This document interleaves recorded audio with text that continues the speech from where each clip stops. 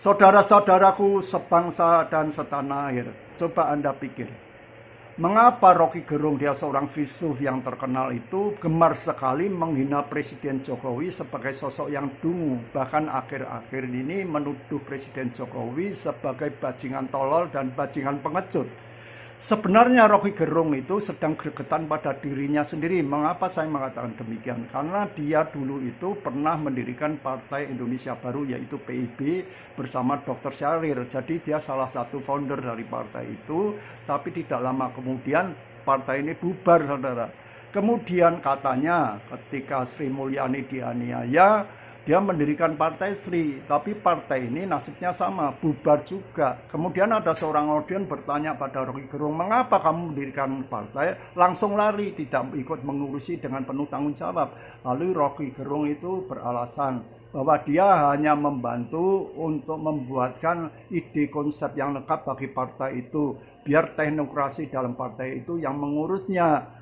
Lalu dia hanya untuk menguji saja apakah partai itu bisa tetap berjalan setelah konsep itu yang lengkap itu dibuat. Lalu Rocky Gerung juga berkata memang dia adalah salah satu yang melahirkan PIB, Partai Indonesia Baru. Pada waktu itu dia hendak melihat apakah Indonesia sanggup memasuki imperatif demokrasi atau tidak. Jadi artinya apa?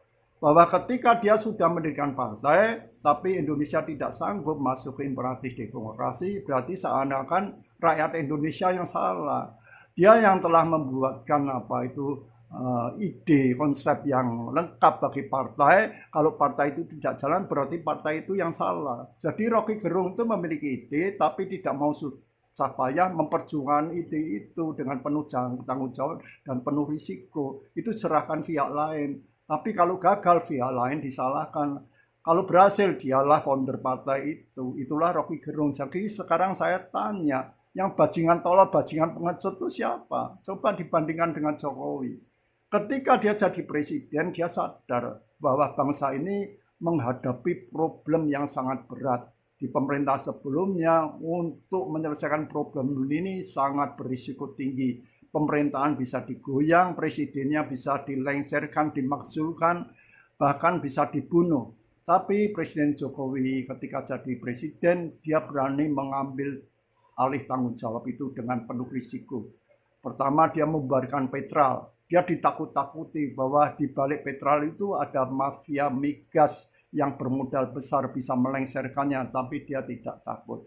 Kemudian lebih gila lagi, dia itu berani mengambil alih saham mayoritas Freeport yang dihadapi superpower Amerika. Kita tahu di zaman Bung Karno itu bahwa banyak agen Amerika yang berusaha membunuh Bung Karno dan akhirnya melengsarkan Bung Karno. Tapi Presiden Jokowi tidak takut.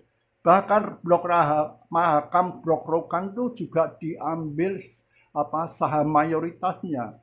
Demikian pun mengenai pencurian ikan. Dia tahu bahwa kepala daerah bersekongkol dengan pemodal besar kapal pencurian ikan. Tapi kapal asing itu ditenggelamkan semua. Kemudian tentang pemerataan pembangunan.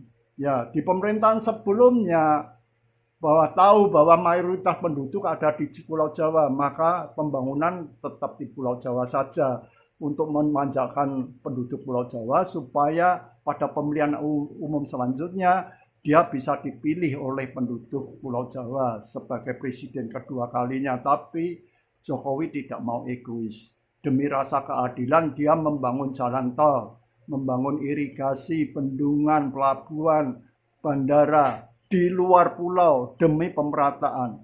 Dan hanya di Presiden Jokowi lah harga BBM di Jawa dan di Papua Barat itu sama. Lalu tentang hilirisasi, Jokowi menyetop untuk mengekspor bahan mentah ke perusahaan asing. Ini ditentang oleh WTO, ditentang oleh IMF, ditentang oleh Uni Eropa. Tapi Jokowi tetap tegak lurus, berani menghadapi itu semua. Jadi Jokowi itu ketika memerintah dia dimusuhi banyak orang. Di dalam negeri dia dimusuhi kelompok oposisi, dimusuhi oleh pemburu rente, oleh para koruptor. Di luar negeri dimusuhi IMF, WTO, Uni Eropa. Maka itu jangan heran, hanya dalam pemerintahan Jokowi banyak sekali demo yang dibiayai oleh mereka untuk melengsarkan Jokowi, bahkan berusaha untuk membunuh Jokowi. Tapi Jokowi berani mengambil risiko itu dengan penuh keberanian dan bertanggung jawab untuk memajukan bangsa ini, untuk memakmurkan rakyat Indonesia. Itulah Presiden Jokowi, beda dengan Rocky Gerung. Punya ide tapi tidak punya nyali untuk ikut berjuang. Itulah Rocky Gerung. Jadi sebelumnya dia gregetan. Mengapa Jokowi itu di sekolahan biasa, sedangkan dia itu seorang filsuf yang terkenal, yang pandai bicara, tapi kalah jauh dengan Jokowi. Untuk mendirikan dua partai aja gagal, coba. Sedangkan Jokowi, dia bisa menyelesaikan semua problem berat bangsa ini yang tidak bisa ditangani oleh pemerintah sebelumnya. Jadi melalui prestasi, Jokowi dengan Rocky Gerung itu seperti langit dan bumi.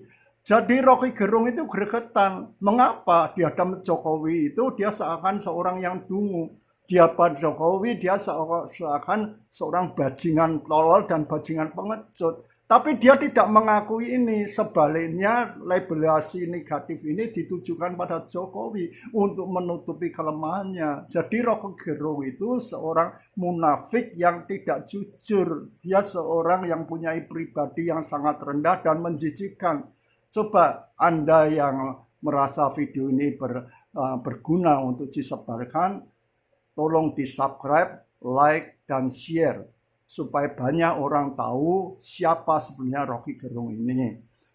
Selamat berjuang, NKRI harga mati.